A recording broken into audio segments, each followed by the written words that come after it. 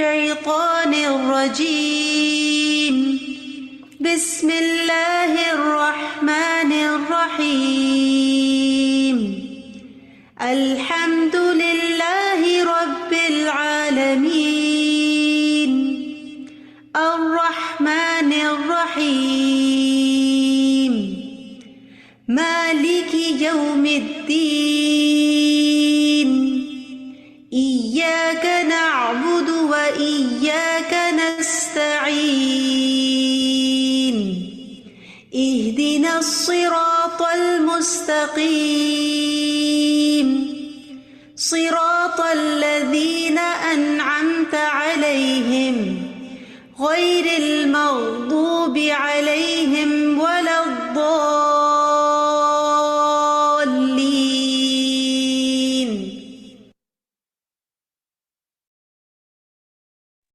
آمین.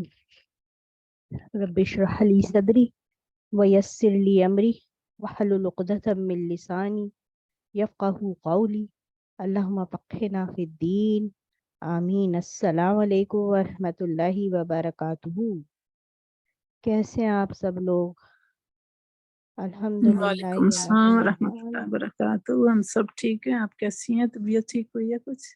الحمدللہ سسٹر شاہدہ بہتر ہے، اللہ کا شکر ہے. 2 دن تھوڑے سا ورس تھی، کافی بیڈ فلو ہوا تھا، لیکن الحمدللہ کچھ اینٹی بایوٹک نے اثر کیا ہے، تو ابھی 2 دن کے بعد کچھ بہتر ہوئی ہے. تو انشاءاللہ میں کوشش کروں گی آپ لوگوں سے بات کرنے کی. چلیں انشاءاللہ. تو ہم پڑھ رہے تھے کہ نماز کی وضو کی امپورٹنس کے بارے میں. تو وضو کی اہمیت ہم نے کور کیا تھا. تو انشاءاللہ آج ہم دیکھتے ہیں کچھ ریمائنڈر کے ساتھ وضو کے معنی کیا ہیں، اس کامل وضو کی اہمیت کے بارے میں. تو ریمائنڈر کیا ہے کہ کبار تابعین میں سے ابو العالیہ الریاحی رحمہ اللہ تعالی کہتے ہیں، میں جب کسی شخص کے پاس حدیث کی سماع کے لیے کئی دنوں کا سفر طے کر کے جاتا ہوں تو سب سے پہلے میں اس کی نماز کا جائزہ لیتا ہوں. اگر اسے نماز کا اہتمام کرنے والا پاتا تو اس کے پاس ٹھہرتا اور اس سے علم لیتا، اور اگر اسے نماز کے معاملے میں سستی کرنے والا پاتا تو پلٹ آتا اور اس سے کچھ نہ سنتا اور کہتا کہ یہ نماز کے علاوہ باقی چیزوں کو بھی ضائع کرتا ہوگا. تو اس سے آپ لوگ کو کیا بات سمجھ میں آئی ہے؟ جو نماز کے ساتھ سچا نہیں ہے، جو اللہ کے حقوق کے ساتھ سچا نہیں ہے، وہ شاید دوسرے چیزوں میں بھی ویسا ہی ہو. تو اس سے کتنی زیادہ امپورٹنس ہمیں سمجھ آ رہی ہے نماز کی، کہ ہمیں اپنی نمازوں کو کتنا کانشیس ہو کے ادا کرنا چاہیے، کہ لوگ ہماری نمازوں کو دیکھ کر ہی ہماری اندر کی اور ہمارے معاملات کے کرنے میں اور ڈیلنگ کے کرنے میں اور ہماری جیسچر کو سمجھنے میں کتنے زیادہ کانشیس ہوتے ہیں. کہ وہ جو تابعی آئے تھے حدیث لینے، تو وہ کہتے ہیں کہ میں ان سے سننے گیا تھا حدیث، لیکن کس لیے پلٹ گیا کہ جب میں نے اسے نماز کا اہتمام کرنے والا نہیں پایا. نماز کے اہتمام میں کیا کیا چیزیں آ جاتی ہیں؟ جو کچھ بھی آج ہم حی علی الصلاۃ میں پڑھ رہے ہیں اور پڑھ چکے ہیں، وہ تمام چیزیں ہیں. نماز کی شرائط، اوقات کی پابندی، سستی اور کاہلی سے بچنا، اور جتنی بھی چیزیں ہیں نماز کو ٹھہر ٹھہر کے ادا کرنا، یہ سب چیزیں نماز کے اہتمام میں آتی. تو انہوں نے دیکھا کہ وہ بندہ نہیں کر رہا تو وہ پلٹ گئے، اس سے حدیث بھی لینا گوارا نہیں کی. سبحان اللہ. کتنے کانشیس ہونے کی ضرورت ہے ہمیں اپنی نمازوں کے لیے. اور دل کی درستگی کے اسباب میں سے نماز ہے. ابن تیمیہ نے کہا ہے بندے کے لیے ضروری ہے کہ وہ اپنی ذات کے لیے کچھ اوقات مقرر کرے جس میں اپنی دعا اور نماز اور غور و فکر اور اپنے نفس کا محاسبہ اور اپنے دل کی اصلاح کرے. اس وقت میں سوائے ان کاموں کے کوئی اور کام نہ کرے. یعنی اپنی ذات کے لیے بھی اسے کچھ اپنے وقت مقرر کرنے چاہیے، لیکن ہمارے تو دنیا کے جھمیلے اتنے زیادہ ہیں کہ ہم تو ان چیزوں کی پرواہ بھی نہیں کرتے. تو وہ کہتے ہیں کہ کچھ اوقات ایسے مقرر کریں جس میں اپنی دعا، نماز، غور و فکر، نفس کا محاسبہ اور اپنے دل کی اصلاح کرے. اس وقت میں سوائے ان کاموں کے کوئی اور کام نہ کرے. کہ وہ دعا میں کتنا کانشیس ہے، کیسے دعا مانگتا ہوں. کبھی ہم نے سوچا اس بارے میں؟ کبھی ہم نے اس بارے میں غور و فکر کیا کہ میری نماز کیسی ہے؟ کیا میری دعائیں اس قابل ہیں کہ وہ عرش پر اٹھنے والی ہیں اور فرشتوں کی بنبناہٹ کی تسبیح کی طرح اوپر جاتی ہیں؟ کیا میں اپنے نفس کا محاسبہ کر سکی؟ کیا میں جو پہلے غلط کام کرتی تھی وہ میں نے چھوڑ دیے؟ اور کیا میرا دل جو ہے وہ برائی کی طرف تو نہیں، اچھائی کی طرف مائل ہو رہا ہے؟ اور میری دل کی اصلاح کیسے ہو سکتی ہے؟ اور میں ایسے کیا کام کروں جس سے میرے دل کی اصلاح ہو جائے؟ یہ جو ہر وقت میرا دل اڑا اڑا رہتا ہے، ہر وقت دل میں ایک کرسمہ پرسی کی سی کیفیت ہے، کیا میرے دل میں کنٹینٹمنٹ ہے؟ کیا میرے دل کی درستگی ہے؟ کیا میں اللہ پر بھروسہ کرتی ہوں؟ کیا میرا اللہ پر توکل ہو گیا؟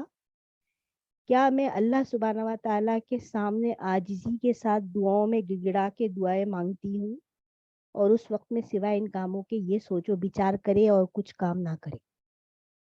تو انشاءاللہ میں امید کرتی ہوں کہ دن میں 5 یا 10 منٹ آپ ان باتوں کے لیے ضرور نکالیں گے اور سوچیں گے اور پوائنٹس لکھیں گے کہ میں یہ کام کیسے کر سکتی. چلیں انشاءاللہ اپنے لیسن کی طرف آتے. بسم اللہ کرتے ہیں آج کے لیسن کی طرف. آپ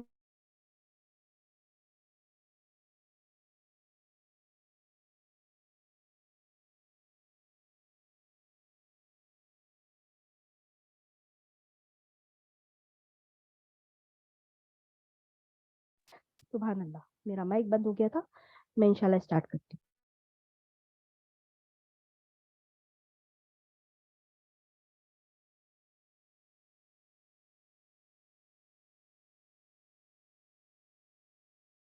نحمده ونصلي على رسوله الكريم اما بعد فاعوذ بالله من الشيطان الرجيم بسم الله الرحمن الرحيم رب اشرح لي صدري ويسر لي امري واحلل عقدة من لساني يفقهوا قولي. مضمون ہے حی علی الصلاح اور دہرائی ہے سبق نمبر 4 کی. سب سے پہلے ہم علم سیکھنے کے آداب دیکھیں گے. اپنی نیتوں کو جانچ لیجئے کہ یہاں کیوں بیٹھے ہیں. اخلاص. اپنے لیے دعا کیجئے کہ اللہ تعالی ہمیں صحیح علم عطا فرمائے اور جو ہم سیکھیں اس پر عمل کریں. اللہ تعالی ہمارے گناہوں کو بخش دے جو ہمارے علم کے راستے میں رکاوٹ ہوں. اللہ ہمیں اس راستے پر صبر و استقامت عطا فرمائے. اور پھر علم سیکھنے کے لیے وقت نکالنا بہت ضروری ہے اپنی دنیا کی تمام مصروفیات میں سے. اور جو کچھ انسان سنے پھر اس کو لکھے بھی. علمہ بالقلم، قلم کا استعمال ضروری ہے. صرف کانوں سے سننا ہی کافی نہیں، آنکھوں سے دیکھنا اور قلم سے لکھنا ضروری ہے. اور پھر جو کچھ انسان پڑھے اس کو ریوائز بھی کرے، کیونکہ دہرائی کے بغیر انسان صحیح طور پر سیکھ نہیں سکتا. پھر یہ کہ مستقل طور پر ایک کام کرے، کبھی کرنا اور کبھی چھوڑنا اس علم کو مکمل نہیں کرتا. پھر اہل علم کا ساتھ ضروری ہے، علمی مجالس کا اہتمام ضروری ہے، باہم ڈسکشنز، گروپ سٹڈیز، اور جہاں کہیں مشکل پیش آئے صدقہ کرنا، کیونکہ صدقہ بلاؤں کو ٹالتا ہے. اور یہ بلائیں صرف ہماری دنیاوی کاموں میں ہی نہیں ہوتی بلکہ اہم ترین فریضے یعنی علم حاصل کرنے کے عمل کو بھی روک دیتی ہیں. اور اسی طرح یہ ہے کہ باہم ڈسکشن کرتے رہنا عام مجالس میں بھی. ہم سب مل کے دعا کرتے ہیں، اللہم اجعل عملی کلہ صالحا واجعلہ لوجہک خالصا ولا تجعل لأحد فیہا شیئا. پچھلے ہفتے ہم نے نماز کی شرائط کے بارے میں پڑھا، شرط کا معنی پڑھا، اور نماز کے صحیح ہونے کی شرائط سے مراد وہ اعمال ہیں جن پر نماز کا صحیح ہونا منحصر ہے. اس طرح کہ اگر ان شرائط میں سے کسی شرط میں کوئی خلل آ جائے تو نماز درست نہیں ہوگی. نماز کی 9 شرائط ہیں: اسلام، عقل، تمییز، ازالت النجاسہ، رفع الحدث، ستر العورہ، دخول الوقت، استقبال القبلہ اور النیہ. پہلی شرط اسلام ہے اور اس کے برعکس کفر ہے. کفر کے ساتھ انسان کوئی بھی عمل کرے تو عمل مردود ہے. دوسری شرط عقل، جس کا اپوزٹ جنون یا پاگل پن ہے. مجنون آدمی جب تک ہوش میں نہ آ جائے اس سے قلم اٹھا لیا گیا ہے، یعنی اس پر کوئی بھی عبادت فرض نہیں. تیسری شرط صحیح اور غلط کی پہچان ہونا، اور یہ 7 سال کی عمر سے ہمیں شریعت بتاتی ہے کہ شروع ہو جاتی ہے، اسی لیے نماز کا حکم 7 سال سے ہوگا. چوتھی شرط نجاست کو دور کرنا، اور 3 طرح کی نجاستوں کو دور کرنا، یعنی جو جسم میں پائی جاتی ہیں، جو کپڑوں میں، اور جو نماز والی جگہ پر. 5ویں شرط جو ہے وہ باوضو ہونا ہے. حدث کو ختم کرنا، اس سے مراد معروف وضو کرنا ہے. حدث کی وجہ سے معروف وضو واجب ہو جاتا ہے، یعنی جب وضو ٹوٹ جائے تو وضو کرنا ضروری ہے. یاد رکھیے طہارت کے بغیر نماز قبول نہیں ہوتی. 6ٹھی شرط ستر کا خیال رکھنا.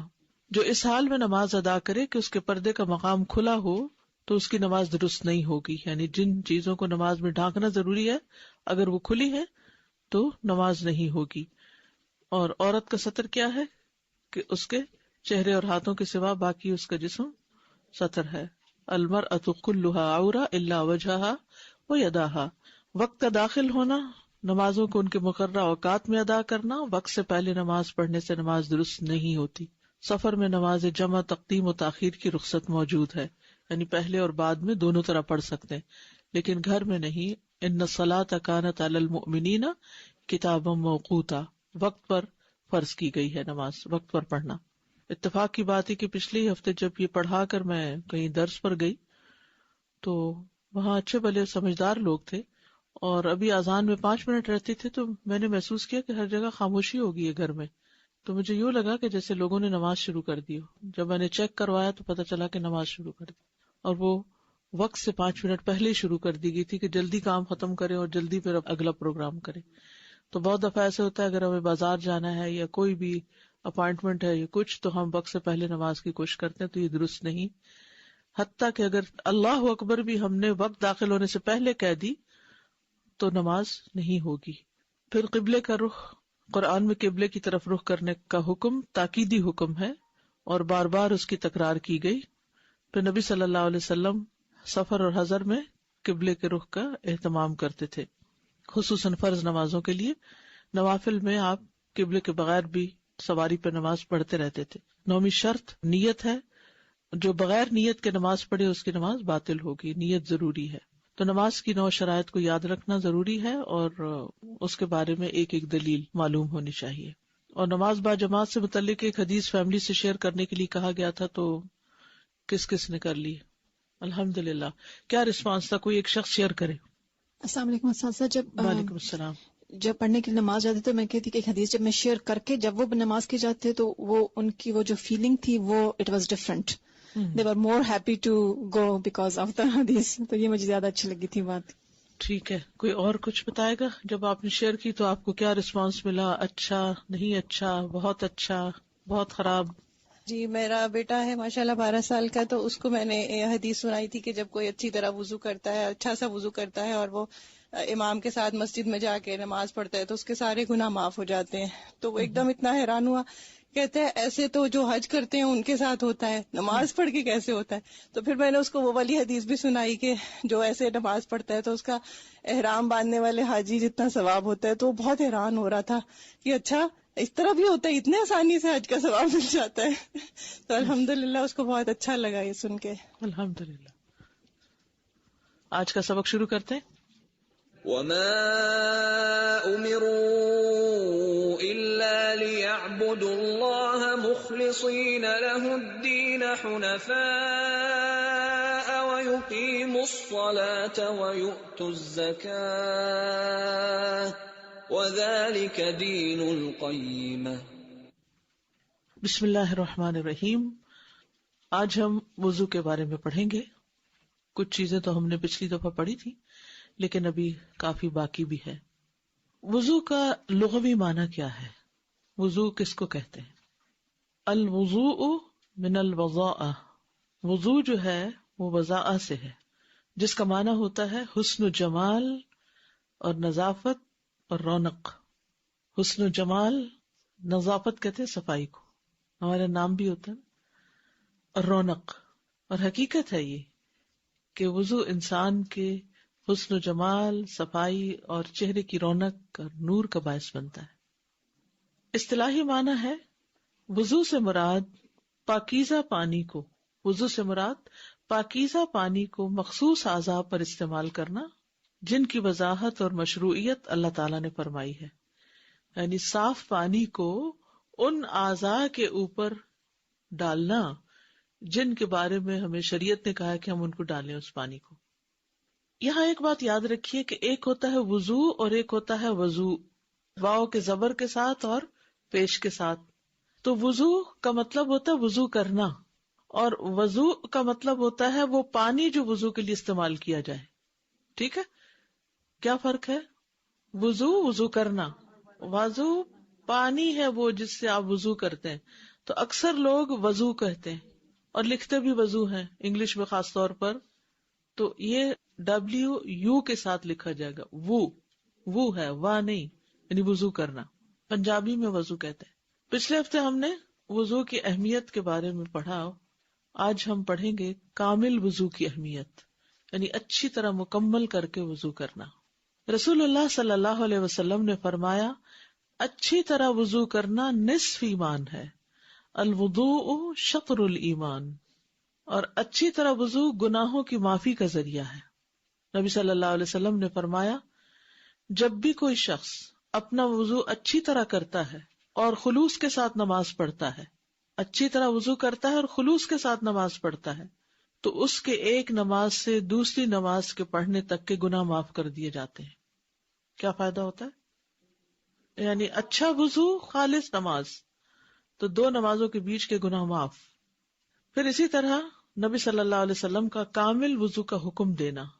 ابن عباس کہتے ہیں کہ رسول اللہ صلی اللہ علیہ وسلم نے ہمیں اچھی طرح وضو کرنے کا حکم دیا ہے۔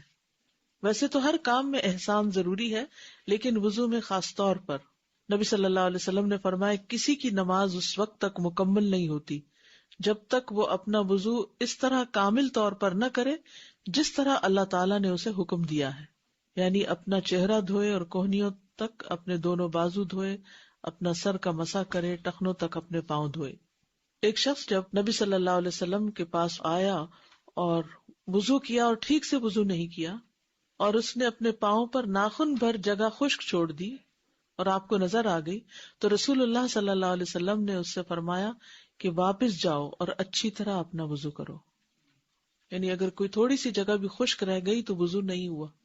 آپ نے سارا کچھ کر لیا لیکن آپ کی ایڑیاں خشک ہیں یا کسی اور حصے کے اوپر کچھ چنگم وغیرہ لگی ہوئی ہے، اور جب آپ آئے واپس وضو کر کے اس کو اتارا تو دیکھا کہ اس کے نیچے تو اسکن ڈرائی ہے، تو اگر آپ کے اعضائے وضو گیلے ہیں تو اس جگہ کو گیلا کر لیجئے، وضو ہو جائے گا۔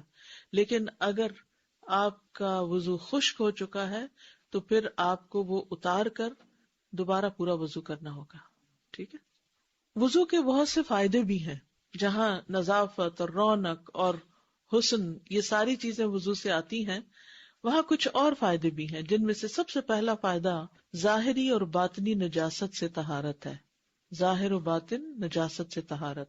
عمرو بن عبسہ السلمی روایت کرتے ہیں کہ میں نے پوچھا اے اللہ کے نبی مجھے وضو کے بارے میں بتائیں، تو آپ نے فرمایا تم میں سے کوئی آدمی بھی ایسا نہیں جو اپنے وضو کے پانی کے قریب ہو پھر اس سے کلی کرے، پھر ناک میں پانی چڑھائے، ناک جھاڑے، مگر یہ کہ اس کے چہرے، اس کے منہ اور اس کے نتنوں کے سارے گناہ جڑ جاتے ہیں۔ یعنی جس عضو کو آپ دھو رہے ہیں وہاں سے کیے ہوئے گناہ جھڑ رہے ہیں۔ آنکھوں کے گناہ، ہاتھ پاؤں سے کیے ہوئے گناہ، یہ سارے کے سارے گناہ جو ہیں پانی کے آخری قطرے تک جسم سے خارج ہو جاتے ہیں اور انسان گناہوں سے پاک ہو کر نکلتا ہے۔ رسول اللہ صلی اللہ علیہ وسلم نے فرمایا جو آدمی نماز کے ارادے سے وضو کرنے کے لیے اٹھا، یعنی نماز کا وقت ہو گیا، وضو کرنے جا رہے ہیں، اور وضو کرتے ہوئے پانی کو اس کی جگہ تک پہنچایا، یعنی پورے کا پورا دھویا۔ ابھی انشاءاللہ تفصیلی وضو میں آپ کو بتاؤں گی کہ پورے اعضاء دھونے کا مطلب کیا ہے، تو وہ ہر گناہ یا اپنی ہر خطا سے پاک ہو جائے گا۔ اور حقیقت ہے کہ جب انسان وضو کرتا ہے تو اس کے بعد اس کی کیفیت کیا ہوتی ہے؟ فریش ہوتے، جیسے بوجھ کے اتر گیا ہو۔ اور ڈپریشن کا بھی بہترین علاج ہے۔ ڈپریشن کیا ہے؟ ایک بوجھ ہے جو انسان کے دل پہ پڑ جاتا ہے، اور جسم کے اوپر بھی انسان کو ایسے محسوس ہوتا ہے کہ کوئی چیز اس کے کندھوں پہ رکھ دی گئی ہے یا کوئی چیز سر پہ سوار ہو گئی ہے، اور انسان پھر اس کی وجہ سے کچھ کرنے کے قابل نہیں رہتا، حتیٰ کہ لائف کو کسی بھی طرح انجوائے نہیں کرتا. تو یہ وضو جو ہے پھر انسان کو ان چیزوں سے، ان کیفیات سے نجات دلاتی ہے. پھر گزشتہ گناہوں کی بھی معافی، یعنی بعض اوقات یہ ہوتا ہے کہ انسان کو پرانے کوئی گناہ یاد آ جاتے ہیں اور انسان ہلکان ہونے لگتا ہے ان کی وجہ سے. ایک وہ علم ہے جو آپ کے دل پہ لکھا جائے اور آپ کے عمل میں آ جائے، اور ایک وہ جو کاغذوں پہ لکھا جائے. کون سا علم فائدہ مند ہے؟ جو دل پہ لکھا جائے. اور دل پہ لکھے جانے کے لیے جب کوئی بات کر رہا ہو تو آئی کانٹیکٹ بہت ضروری ہوتا ہے. اگر انسان آئی کانٹیکٹ نہیں کرتا تو وہ پوری طرح فائدہ نہیں اٹھاتا، بات پوری سمجھ نہیں سکتا. کہ انسان آنکھوں سے بھی لے رہا ہوتا ہے، کانوں سے بھی سن رہا ہوتا ہے، اور باڈی لینگویج سے بھی لے رہا ہوتا ہے، چہرے کے ایکسپریشن سے بھی لے رہا ہوتا ہے. یہ سارے علم کے سورس ہیں. اور پہلے میں نے آپ کو بتایا تھا نا کہ ایک اسٹڈی کے مطابق 57% باڈی لینگویج کام کرتی ہے. تو اگر آپ استاد کو دیکھ ہی نہیں رہے تو پھر آپ کیا سیکھ رہے ہیں؟ باقی 30% فیشل ایکسپریشنز ہیں، اور باقی ماندہ جو ہے وہ صرف الفاظ اور جملے ہیں یا ساؤنڈ ہے. اور یہ باتیں جو میں بیچ بیچ میں آپ کو بتاتی ہوں، یہ میری زندگی کے وہ تجربات ہیں کہ جو میں نے سال ہر سال میں لوگوں کے ساتھ انٹریکٹ کرتے ہوئے چیزیں سیکھی ہیں، اور غور و فکر کے بعد ان مسائل کا حل تلاش کیا. یہ بظاہر دیکھنے میں باتیں ہوتی ہیں، چھوٹی چھوٹی باتیں ہوتی ہیں، لیکن یہ بہت سے سوالوں کے جواب ہوتے ہیں. یہ شاید آپ کو کتابوں میں نہ ملے، تو اس لیے ان بٹوین جو بات ہوتی ہے اس پہ توجہ بہت ضروری ہے. تو بات میں یہ کر رہی تھی کہ بعض اوقات انسان کے اوپر ایسی کیفیت آتی ہے کہ اس کو اچانک اپنا ماضی کا کوئی گناہ یاد آ جاتا ہے. کوئی کسی کے ساتھ کی ہوئی زیادتی، کسی کے ساتھ برتی ہوئی بد اخلاقی، یا انسان نے اللہ کے حق میں کوئی کمی کی ہو، کوئی انسان ایسا ہو جس میں زندگی میں بہت سی نمازیں چھوڑ دی ہوں، یا اور کوئی ایسے غلط کام کیے ہوں جو اس کو پتا ہی نہیں تھا یا تھوڑا بہت پتا تھا اور بعد میں اس کو علم ہوا. تو اس وقت انسان کے اندر ایک خوف کی لہر پیدا ہو جاتی. اس وقت شیطان آ کے انسان کو پکڑنے کی کوشش کرتا ہے اور وہ اس کو مایوس کرنے لگتا ہے کہ تمہاری معافی کوئی نہیں ہونی، پتہ نہیں اللہ نے معاف کیا بھی ہے کہ نہیں. یہ کبھی آپ پہ سوچ آئی؟ پتہ نہیں میرے گناہ معاف ہوں گے یا نہیں. یہ کیفیت آتی ہے انسان پر. تو کیا کرے؟ اٹھے، وضو کرے، یا جب نماز کا وقت آئے تو اٹھ کے وضو کرے، اور وضو کر کے پوری کوشش کے ساتھ ایسے 2 نفل پڑھے کہ جس میں یہ تو میں نہیں کہہ سکتی کہ خیال کوئی نہ آئے، کیونکہ دن میں ایک اسٹڈی کے مطابق 60,000 خیال انسان کو آتے ہیں. بعض نے 70 اور 72 بھی، کچھ لوگ اور زیادہ سوچتے ہوں گے تو ان کے 72 تک چلے گئے، 72 تک، لیکن 60,000 تو ہر انسان کو خیالات آتے ہیں دن میں. اور یہ ایک نیچرل پروسیس ہے جب تک انسان کا دماغ کام کرتا ہے. تو پھر اس کا کچھ حصہ نماز میں، آپ دیکھیے ہماری ہر نماز میں کسی میں آدھا گھنٹہ لگ جاتا ہے، کسی میں 20 منٹ، 15 منٹ. تو یہ تو نہیں ہو سکتا کہ اس میں کوئی خیال نہ آئے، امپاسبل. لیکن یہ کہ انسان کی توجہ اللہ کی طرف رہے. اب مثلا اس وقت آپ کی توجہ میری طرف ہے، بات کی طرف ہے، لیکن پھر بھی آپ کے ذہن میں کوئی نہ کوئی خیال آ رہا ہوگا. تو وہ بیک گراؤنڈ پہ خیالات چلتے رہتے ہیں، وہ ان کو نہیں آپ روک سکتے. لیکن ایک چیز ہوتی ہے فوکس میں اور ایک ہوتی ہے بیک گراؤنڈ میں. اگر نماز میں فوکس میں اللہ سبحانہ وتعالیٰ کی ذات ہے یا اللہ کی طرف توجہ ہے اور بیک گراؤنڈ میں کچھ چل بھی رہا ہے، کوئی بات نہیں. لیکن اگر فوکس میں آپ کچھ اور سوچ رہے ہیں ایکٹیولی، اور پیچھے سے کوئی آپ کو یہ خیال ہے آپ نماز پڑھ رہے ہیں اور کوئی پتہ نہیں کیا کتنے پڑھی کتنی تھی، یہ خطرناک علامت ہے.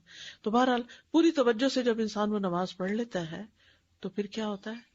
پھر اس کے گناہ معاف ہو جاتے ہیں. ڈپریشن کے جتنے مریض ہیں نا، جو لوگ آپ کو سخت پریشان کریں، بار بار فون کر کے، میسج کر کے، میں ڈاؤن ہو رہی ہوں، فلاں ہو رہا، پہنچ جائیں اس کے سر پہ اور اسے اٹھائیں کہ چلو تم وضو کرو. کبھی بچے تنگ کرتے ہیں، اٹھو وضو کرو، اٹھو وضو کرو، اچھا سا وضو کرو، میں تمہیں طریقہ بتاتی ہوں، اور وضو کر کے 2 رکعت ایسی نماز پڑھو. اب دیکھیں کہ وہ جو اس کے اوپر ایک کیفیت ہوگی نا پریشانی اور بے چینی کی، وہ پوری طرح اگر ختم نہ بھی ہوئی تو اس میں بہت حد تک کمی آ جائے گی. اور اگر وہ روزانہ یہ عمل دہرانا شروع کر دے تو اس ڈپریشن سے نکل آئے گی.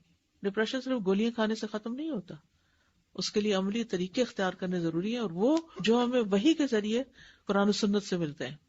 تو گزشتہ سارے گناہ معاف کر دیے جائیں گے. ما تقدم من ذنبہ، جو بھی اس کے گناہ تھے معاف کر دیے گئے. جب اچھی طرح وضو کرے.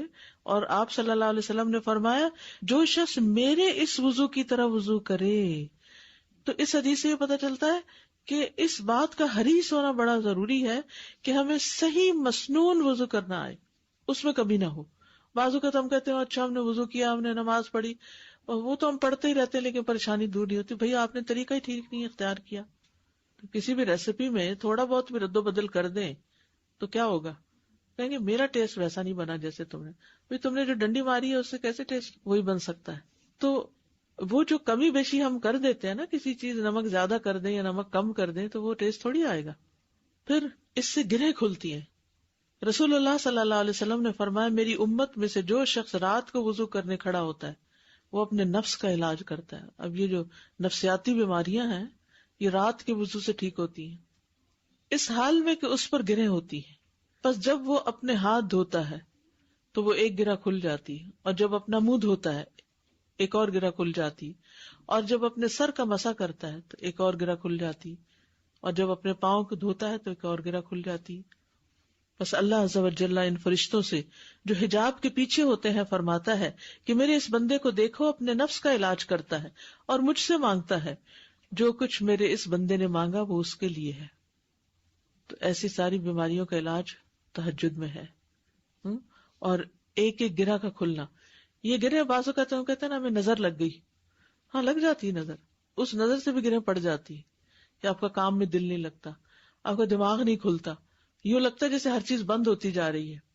کبھی ایسی کیفیت محسوس کی ہوگی, آف اینڈ آن کچھ نہ کچھ, پھر الحمدللہ کچھ عرصے تک ٹھیک ہو جاتی ہے. کبھی ہم قرآن زیادہ پڑھتے ہیں یا ذکر اذکار کی پابندی کرتے ہیں تو الحمدللہ ایسی چیزیں دور ہو جاتی ہیں.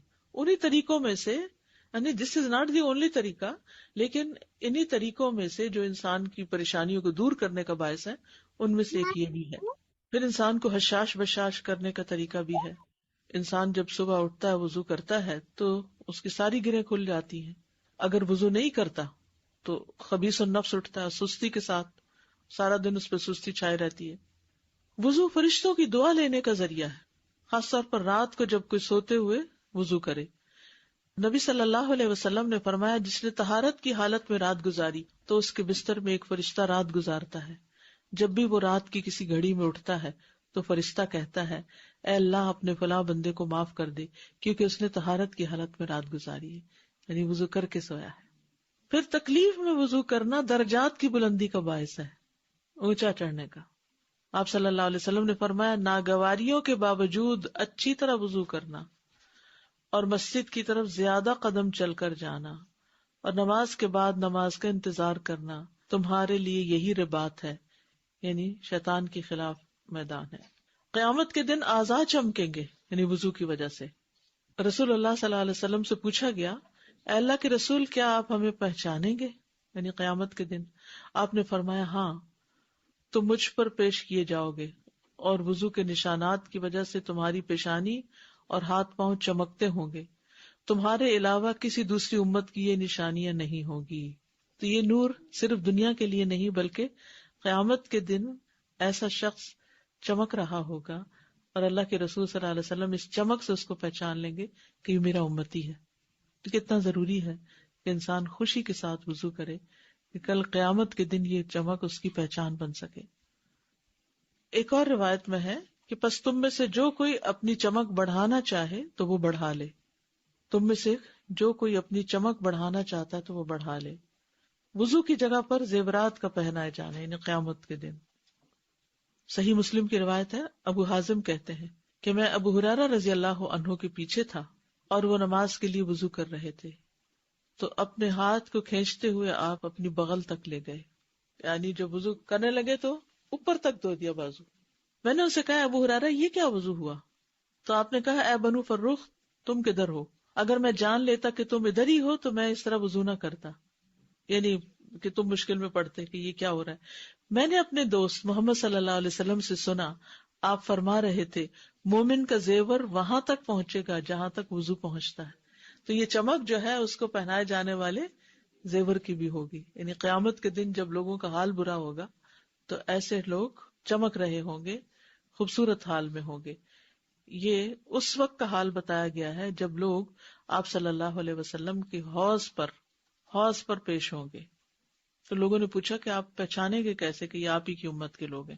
کیونکہ دیگر انبیاء کے بھی حوض ہیں اور ان کی امتیں اپنے اپنے نبی کے پاس جائیں گی. تو امت محمد صلی اللہ علیہ وسلم محمد صلی اللہ علیہ وسلم کے پاس جائے گی.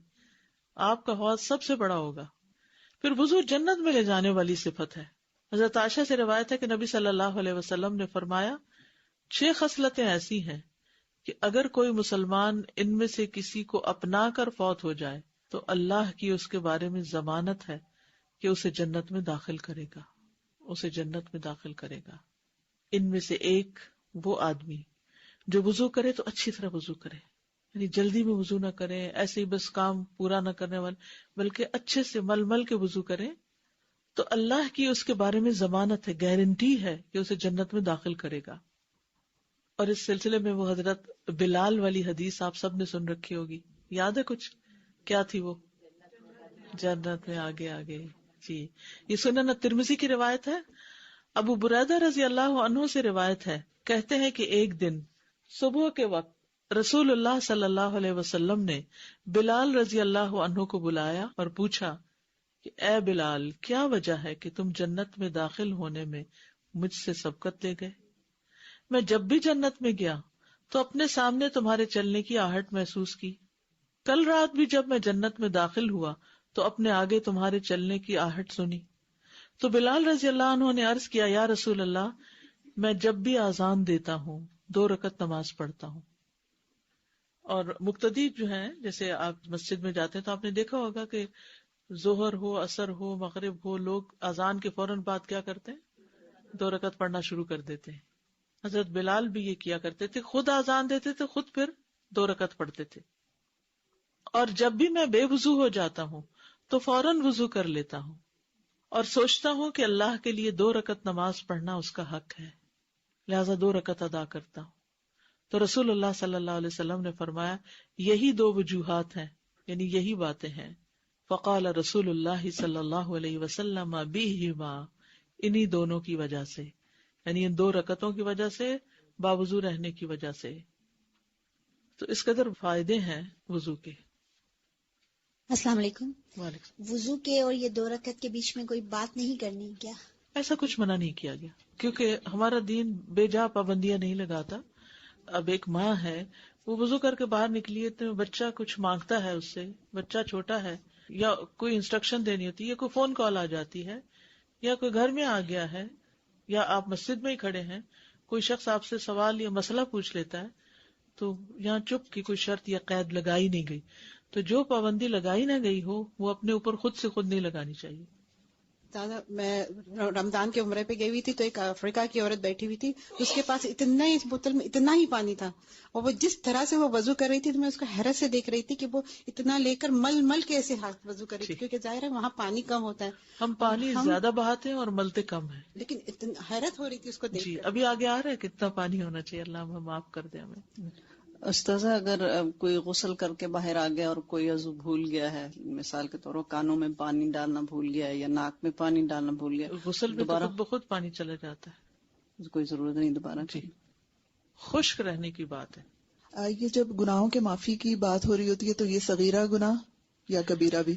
جی، عمومی طور پر تو صغیرہ گناہوں کی بات ہے، کیونکہ کچھ گناہ ایسے ہیں کہ جن پہ حد ہوتی ہے، کچھ ایسے جن کا کفارہ ضروری ہوتا ہے، لیکن اللہ سبحانہ وتعالیٰ کے لیے کچھ بھی مشکل نہیں کہ وہ سارے گناہ معاف کر دے. اور پھر کبیرہ گناہوں سے معافی کا طریقہ کیا ہے؟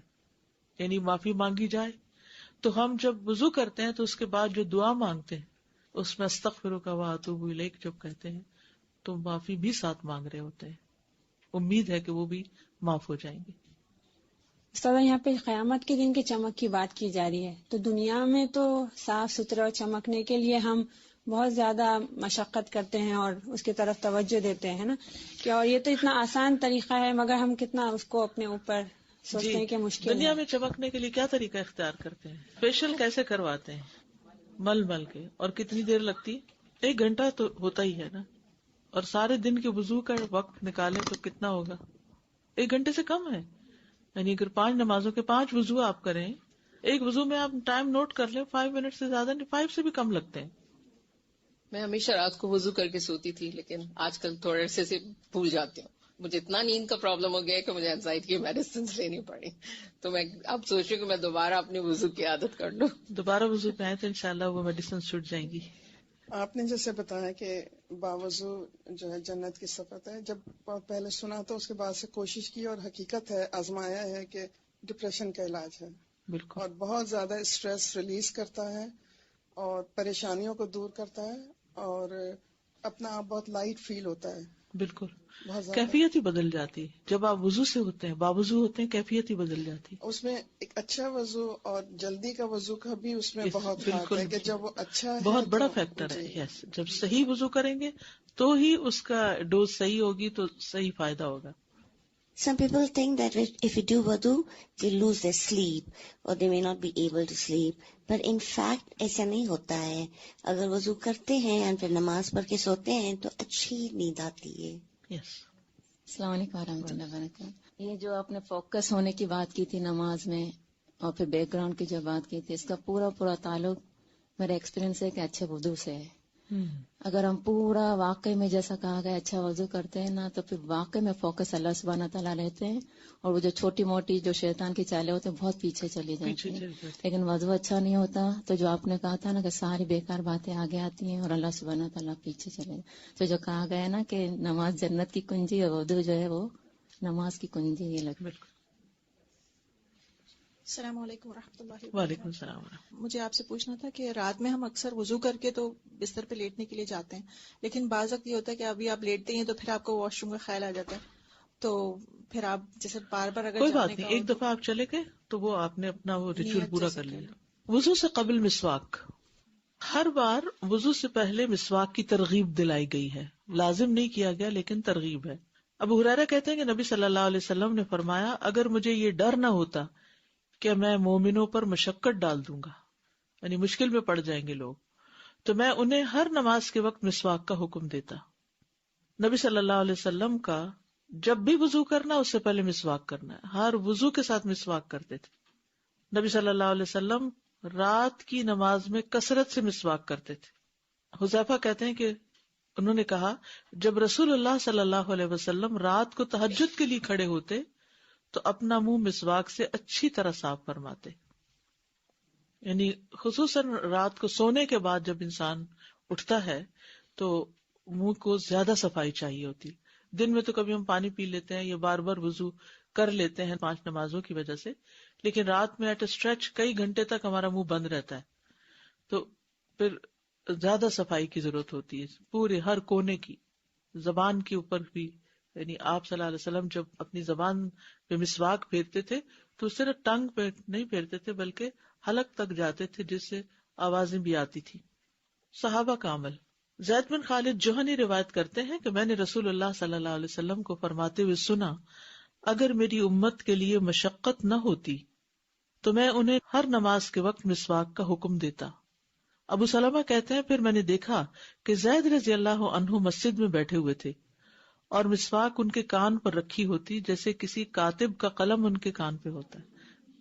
پہلے زمانے میں وہ لکھنے والے منشی وغیرہ جو تھے وہ یہاں اڑس لیتے تھے، پین ہولڈر کی ضرورت نہیں ہوتی تھی.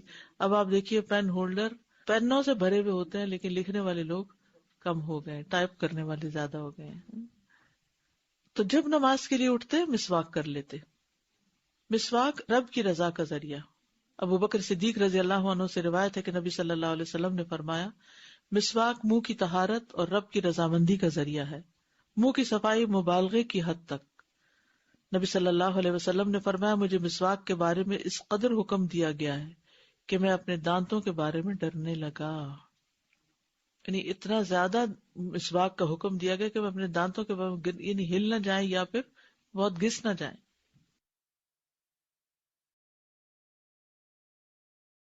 اب انشاءاللہ ہم پڑھیں گے وضو کا طریقہ. قرآن مجید میں وضو کا طریقہ سورۃ المائدہ آیت 6. يا أيها الذين آمنوا إذا قمتم إلى الصلاة فاغسلوا وجوهكم وأيديكم إلى المرافق وامسحوا برؤوسكم وأرجلكم إلى الكعبين وإن كنتم جنبا فاطهروا وإن كنتم مرضى أو على سفر أو جاء أحد منكم من الغائط أو لامستم النساء فلم تجدوا ماء فتيمموا صعيدا طيبا فامسحوا بوجوهكم وأيديكم منه ما يريد الله ليجعل عليكم من حرج ولكن يريد ليطهركم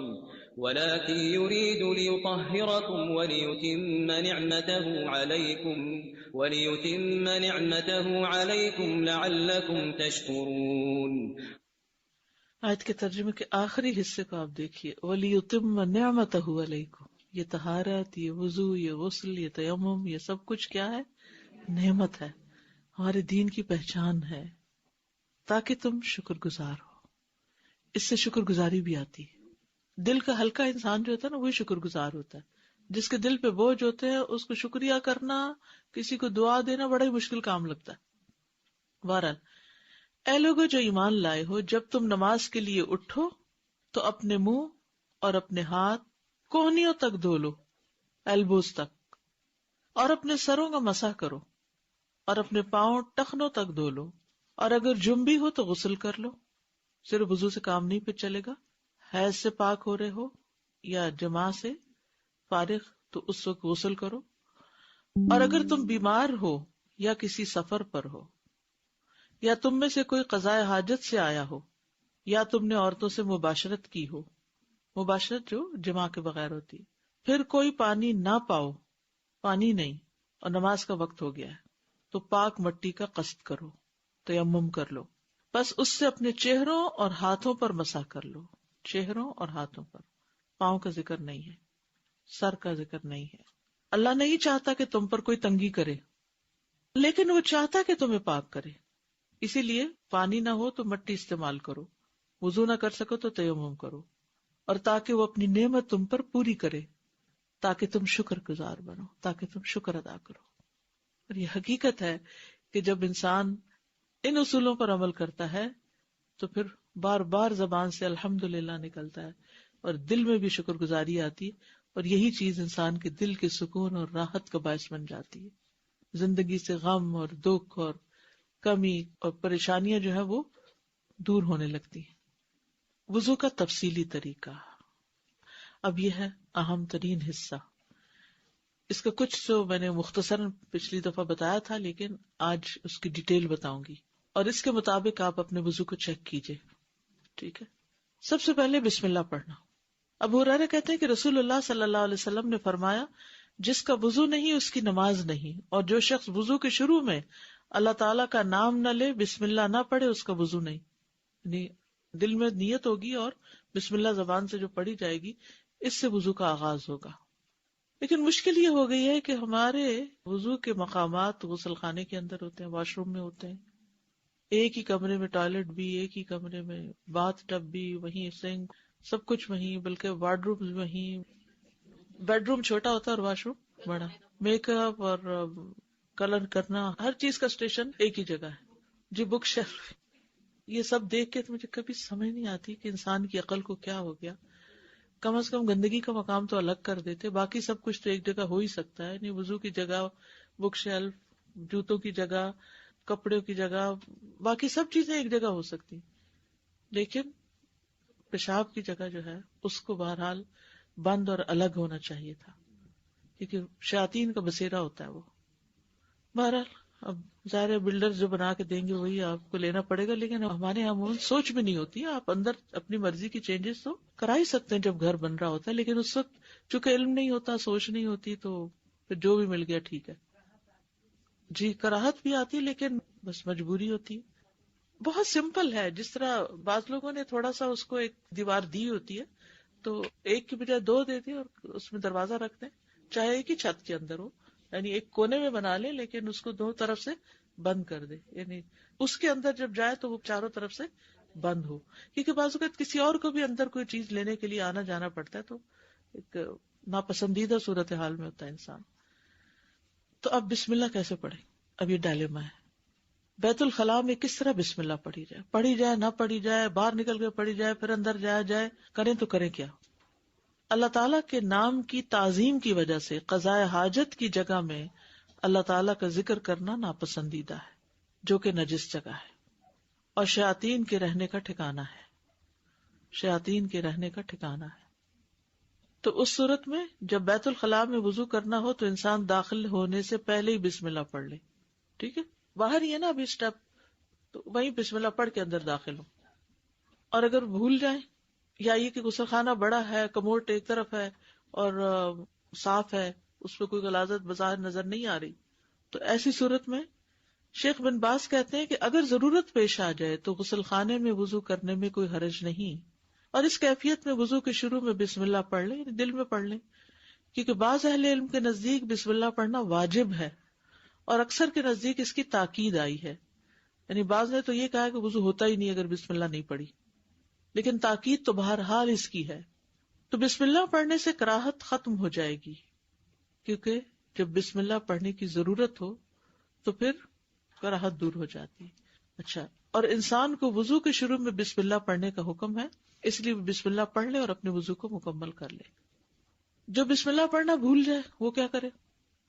ظاہر سے یہی معلوم ہوتا ہے کہ بسم اللہ پڑھنا واجب ہے، لیکن اگر بھول جائے تو پڑھنا ساقط ہے، دوبارہ وضو کی ضرورت نہیں. اگر مسلمان وضو کر لے اور بسم اللہ نہ پڑھے تو اس کا وضو درست ہوگا، لیکن اس نے خود کو اس ثواب سے محروم کر لیا جو سنت کو پورا کرنے سے ملنا تھا. اور مسلمان کے لیے زیادہ محتاط بات یہی ہے کہ وہ وضو کرتے ہوئے بسم اللہ نہ چھوڑے. ابھی ہم نے پیچھے بات کی نا کہ جو صحیح مکمل وضو کرے، تو مکمل وضو میں بسم اللہ شامل ہے، لیکن بسم اللہ ایسا رکن نہیں ہے کہ اگر بھول گیا یا نہیں پڑھ سکا تو پھر اس سے وضو ہی نہیں ہوا، یہ تو نہیں ہوگا. ٹھیک ہے، اگر درمیان میں یاد آ جائے تو پھر کیا کرے؟ یعنی بعض اوقات آدھا وضو ہو گیا، اب بسم اللہ یاد آ گئی، اوہ بسم اللہ نہیں پڑھی، اب کیا کرے؟ پڑھ لے. شیخ ابن باز کہتے ہیں اگرچہ وہ غسل خانے میں بھی ہو تو ان حدیث پر عمل کرتے ہوئے بسم اللہ پڑھ لے.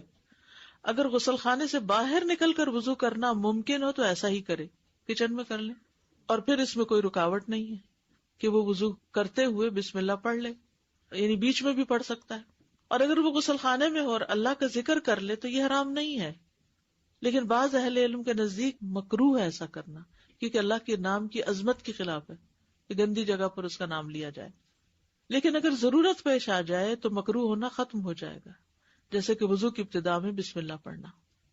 اگر کوئی بسم اللہ پڑھنا ہی بھول جائے یا اسے مسئلے کا علم ہی نہ ہو تو اس میں کوئی حرج نہیں، اس کا وضو صحیح ہوگا، لیکن جان بوجھ کے ایسا نہیں کرنا چاہیے کہ ضرورت نہیں ہے، کیا فرق پڑتا ہے، یہ نہیں ہونا چاہیے. بلکہ غسل خانے میں ہونے کے باوجود بھی وضو کے شروع میں بسم اللہ پڑھ لینی چاہیے، کیونکہ بسم اللہ کی بہت شدید ضرورت ہے. تو اب آپ دیکھیے کہ وضو میں سب سے پہلا کام کیا ہے؟ بسم اللہ. کب پڑھتے ہیں یہ بسم اللہ؟ وضو کے شروع میں. اگر وضو کی جگہ ٹوائلٹ کے اندر ہی ہے، ایک ہی روم میں ہے، تو اس صورت میں بسم اللہ کہاں پڑھی جائے؟ باہر پڑھ کے اندر داخل ہوا جائے.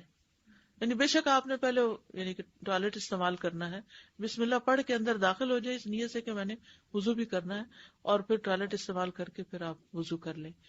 اگر باہر سے پڑھنا بھول گیا اور جب وضو کرنے لگے ہاتھوں پہ پانی ڈالنے لگے تو یاد ہے تو کیا کرے؟ پڑھ لے.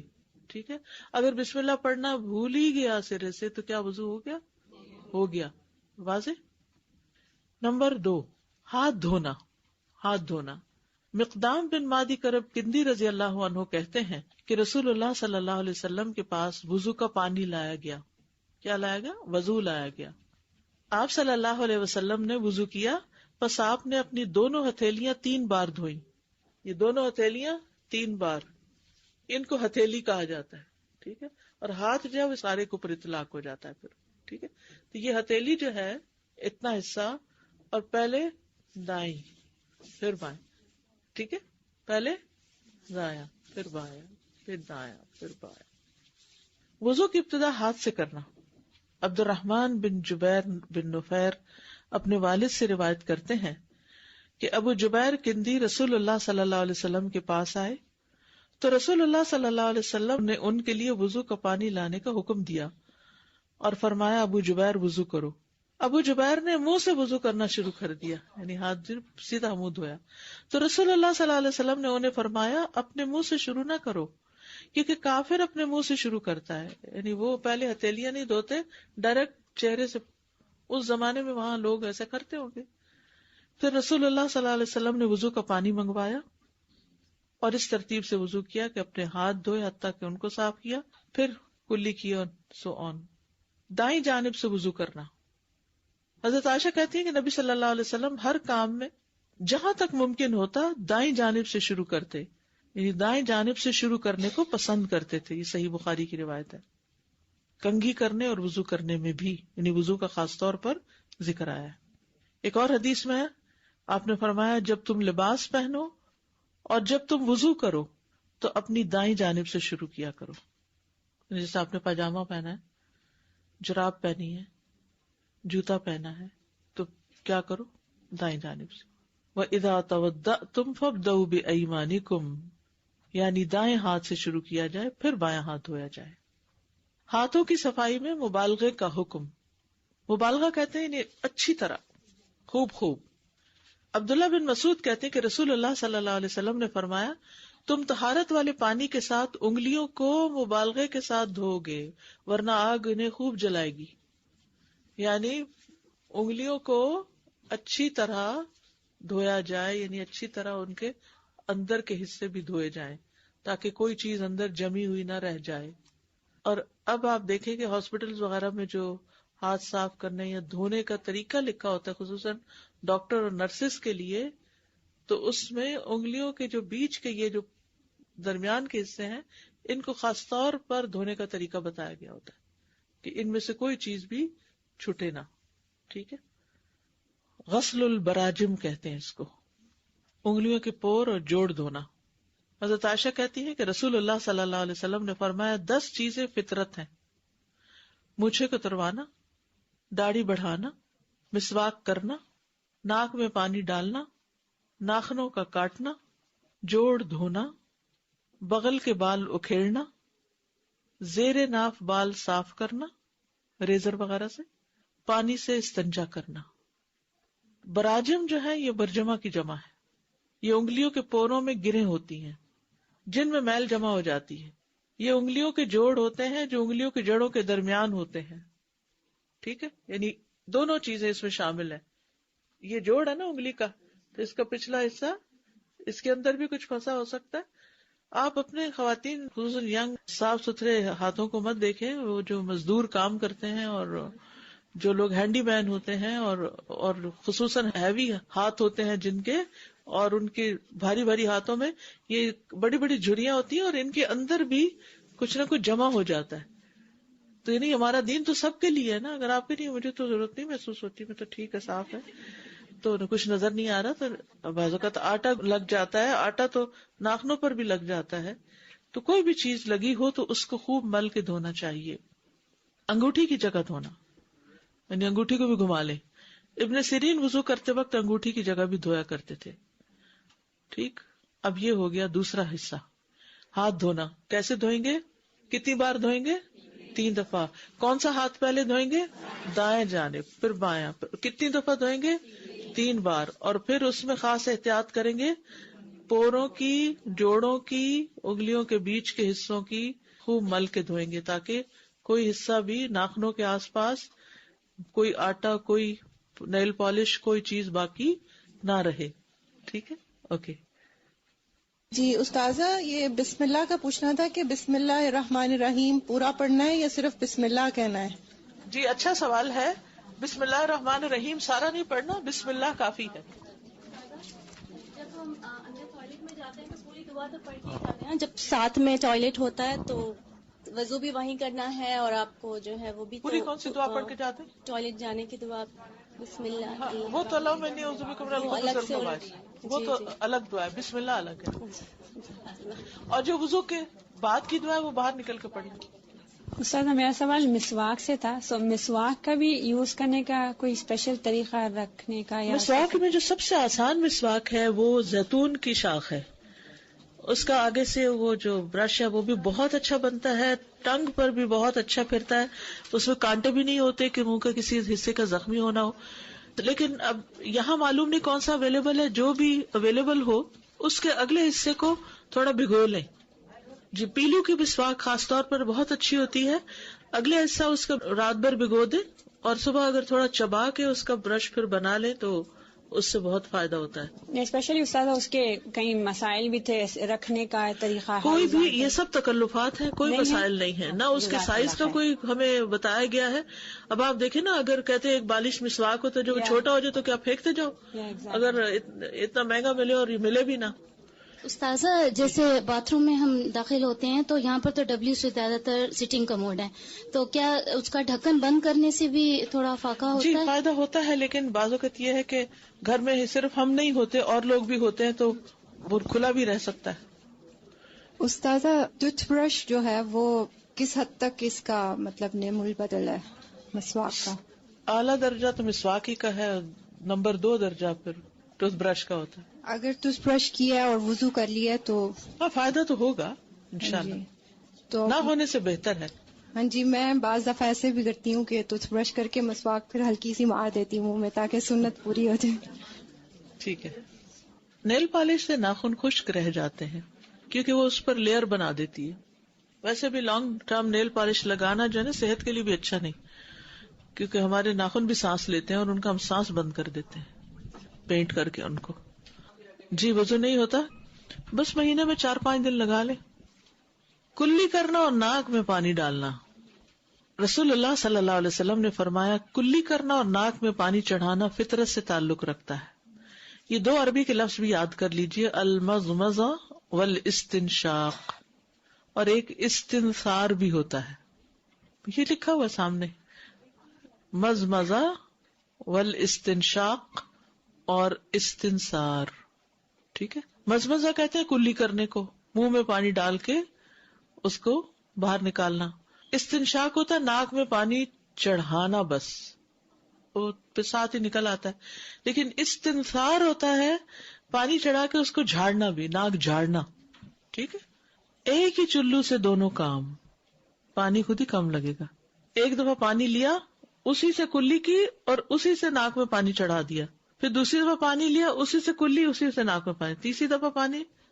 ٹھیک ہے. 3 دفعہ پانی لیا جائے گا، لیکن کلی اور ناک میں دونوں میں کٹھا ہی ایک ہی چلو سے ہو جائے گا. عبداللہ بن زید رضی اللہ عنہ سے روایت ہے، انہوں نے برتن سے اپنے دونوں ہاتھوں پہ پانی انڈیلا اور ان کو دھویا، پھر دھویا، یا یوں کہا کہ ایک ہی چلو سے کلی کی اور ناک میں پانی ڈالا، 3 بار ایسا کیا. عبد خیر کہتے ہیں میں نے علی رضی اللہ عنہ کو دیکھا کہ ایک کرسی لائی گئی، آپ اس پر بیٹھے، پھر پانی کا ایک کوزہ لایا گیا، آپ نے اپنا ہاتھ 3 بار دھویا، پھر کلی کے ساتھ ہی ناک میں بھی پانی چڑھایا، دونوں ایک چلو کے ساتھ. یہ ہے ایک طریقہ، اور اس میں جو اسناد ہیں وہ زیادہ مضبوط ہیں اور بہتر طریقہ یہ ہے.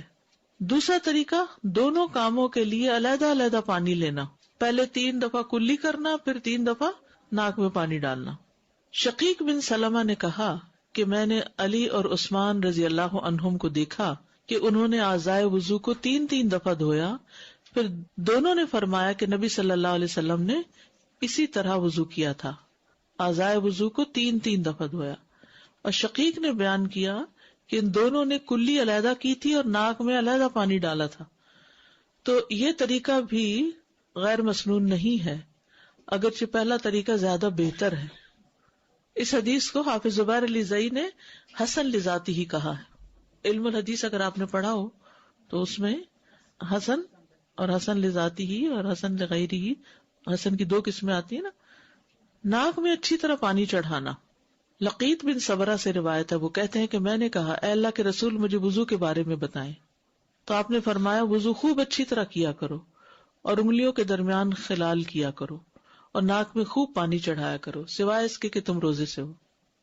روزے سے ہو تو پھر کیوں نہیں زیادہ ناک میں پانی چڑھانا، حلق میں چلا جائے گا. حلق سے کہاں چلا جائے گا؟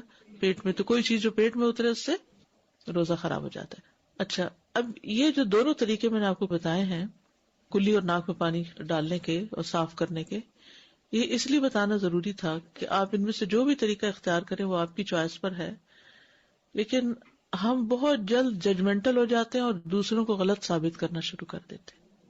تو اگر علم ہوتا ہے تو پھر انسان سے یہ نقص دور ہو جاتا ہے اور دین میں ایک وسعت بھی آتی ہے. بہت سے جھگڑے تو وہیں شروع ہو جاتے ہیں، میاں بیوی کا جھگڑا ہو یا کہیں لوگوں کے درمیان آپ وضو کر رہے ہیں اور کچھ نہیں تو بدگمانی لے کے تو ضرور اٹھیں گے کہ کیسے جاہل لوگ ہیں، انہیں یہ نہیں پتا کہ کلی کیسے کرتے ہیں. خصوصاً جب آپ حج پہ جاتے ہیں تو اس وقت تو خوب موقع ملتا ہے کیونکہ آپ بہت حد تک پرائیویسی رکھ ہی نہیں پاتے. وہاں تو وضو بھی آپ کو لوگوں کے سامنے کرنا ہے اور نمازیں بھی لوگوں کے سامنے پڑھنی ہے، تو سارا وقت پھر لوگوں کی گفتگو بھی مذہبی ہوتی ہے، تو مذہبی گفتگو میں عموماً پھر جھگڑے والے پہلو زیادہ ہوتے ہیں. تو اگر آپ کو پتا ہوگا بھائی اس کی گنجائش ہے تو پھر آپ دوسروں کی زیادہ خبر نہیں لیں گے. ناک جھاڑنا. ابو ہریرہ رضی اللہ عنہ سے روایت ہے، رسول اللہ صلی اللہ علیہ وسلم نے فرمایا جب تم میں سے کوئی وضو کرے تو اپنے ناک میں پانی ڈالے اور اسے جھاڑے، اس سے بہت سی گندگی جو ہے وہ دور ہو جاتی ہے جو سانس لیتے ہوئے بالوں کے ساتھ ناک کے اٹک جاتی.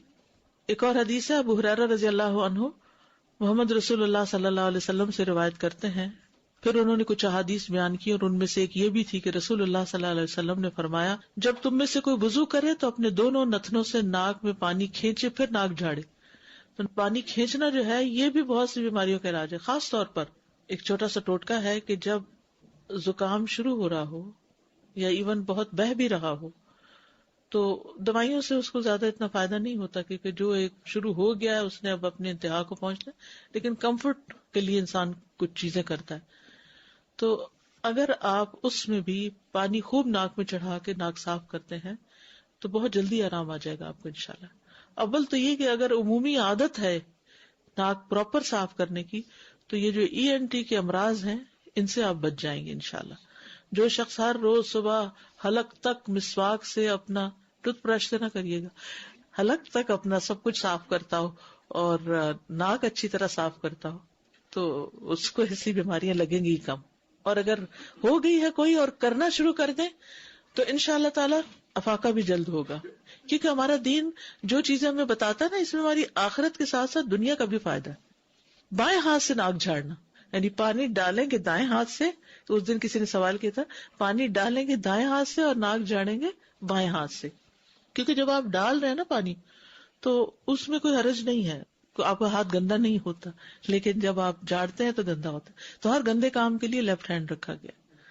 حضرت علی سے مروی ہے انہوں نے وضو کا پانی منگوایا، پھر اس سے کلی کی اور ناک میں پانی چڑھایا اور اپنے بائیں ہاتھ سے جھاڑا. پس انہوں نے اس طرح 3 مرتبہ کیا اور پھر فرمایا یہ ہے اللہ کے نبی کا وضو. ٹھیک ہے صلی اللہ علیہ وسلم. کلی یا ناک دھوئے بغیر وضو مکمل نہیں ہوتا. ٹھیک ہے. شیخ صالح الفوزان کہتے ہیں جو اپنا چہرہ دھو لے لیکن کلی کرنا اور ناک میں پانی ڈالنا چھوڑ دے یا ان میں سے کسی ایک کو بھی ترک کر دے تو اس کا وضو صحیح نہیں ہوگا، کیونکہ منہ اور ناک چہرے میں شامل ہے.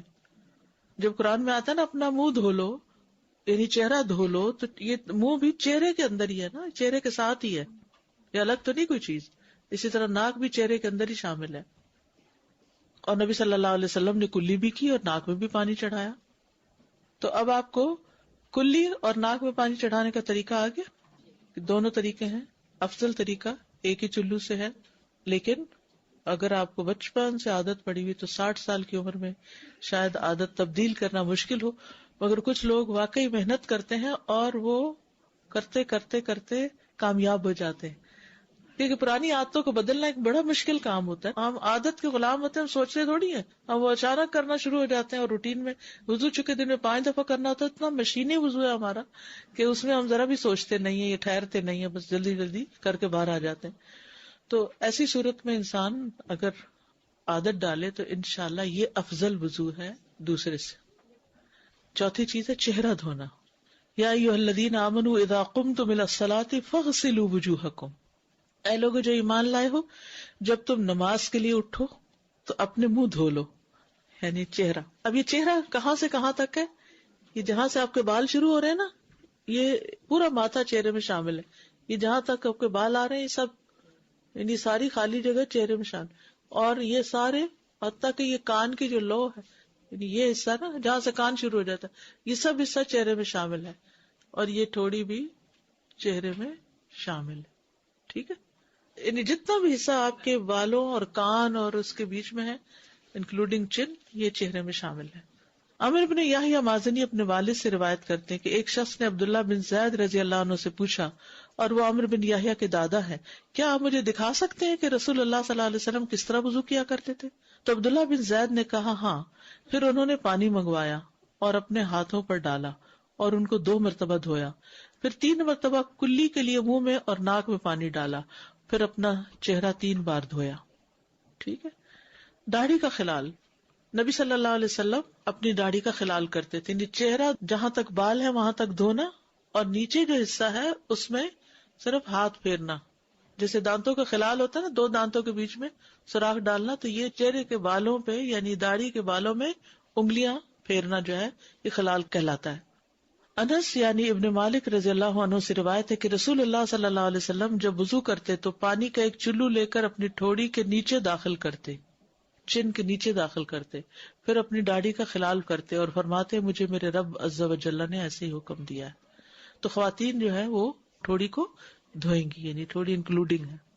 بازو دھونا، وَأَيْدِيَكُمْ إِلَى الْمَرَافِقِ، اپنے ہاتھ کوہنیوں تک دھو لو. جابر رضی اللہ عنہ سے روایت ہے کہ آپ صلی اللہ علیہ وسلم جب وضو کرتے تو پانی کو اپنی کوہنیوں پر گھماتے تھے، پانی کو اپنی کوہنیوں پر گھماتے تھے. اچھا، اب آپ دیکھیں کہ بازو کس طرح دھوئے جاتے ہیں. 2 طریقوں سے دھوتے ہیں لوگ. ایک تو پانی لیا چلو میں اور اس کو کیا پیچھے، اور دوسرا ہے یہاں سے شروع کر کے پانی کو کونیوں پر گھماتے تھے، یہاں سے یہاں لانا. تو آپ دیکھیں کہ میل کس طرف کو نکلے گی، پھر ہاتھوں سے باہر نکل جائے گی. اور اگر آپ یوں کر رہے ہیں تو ساری میل پیچھے کونیوں میں آ کے جمع ہو جائے گی. ڈائریکٹ ٹیپ کے نیچے سے بھی آپ کر سکتے ہیں. اور اگر آپ نے جیسے چلو بھرا ہے اور چلو کے ذریعے، یا جیسے لوٹا ہے تو لوٹے سے بھی آپ اوپر سے ڈالیں، ٹھیک ہے، اور پھر رکھ کے اس کو مل لیں. اور اگر ٹیپ کے نیچے تو بہت ہی آسانی ہے. اور اگر چلو ہی کہیں سے لے کے بھر رہے ہیں تو ڈال کے وہاں تک لے جا کے تو اس کو گھما کے واپس لائیں اس پانی کو، صرف یہاں تک نہیں کرے بلکہ گھما کے واپس لائیں. نعیم بن عبداللہ مجمر سے روایت ہے، انہوں نے کہا میں نے ابو ہریرہ رضی اللہ عنہ کو وضو کرتے دیکھا. انہوں نے اپنا چہرہ دھویا اور اچھی طرح وضو کیا، پھر اپنا دایاں بازو دھویا حتیٰ کہ اوپر بازو کی ابتدا تک پہنچے، اوپر بازو کی ابتدا، ٹھیک ہے. پھر بایاں بازو دھویا حتیٰ کہ اوپر بازو کی ابتدا تک پہنچے. یہ اوپر ہے نا، یہ اوپر ہے، یہ نچلا حصہ ہے، یہ اوپر. بازو دھونے میں مبالغہ. نعیم بن عبداللہ سے روایت ہے، انہوں نے ابو ہریرہ رضی اللہ عنہ کو وضو کرتے ہوئے دیکھا. انہوں نے اپنا چہرہ اور اپنے بازو دھوئے یہاں تک کہ کندھوں کے قریب پہنچ گئے. یہ مبالغہ ہے، ٹھیک ہے، اوپر تک، کندھوں تک، یہاں تک. یعنی ہر وقت یہ دھونا نہیں، لیکن اگر کبھی آپ کو موقع ہو تو آپ دھو لیں. پھر انہوں نے اپنے پاؤں دھوئے یہاں تک کہ اوپر پنڈلیوں تک لے گئے. پھر کہا میں نے رسول اللہ صلی اللہ علیہ وسلم کو فرماتے ہوئے سنا ہے، میری امت کے لوگ قیامت کے دن وضو کے اثر سے روشن چہروں اور سفید چمکدار ہاتھ پاؤں کے ساتھ آئیں گے. لہٰذا تم میں سے جو اپنی روشنی کو آگے تک بڑھا سکتا تو بڑھا لے.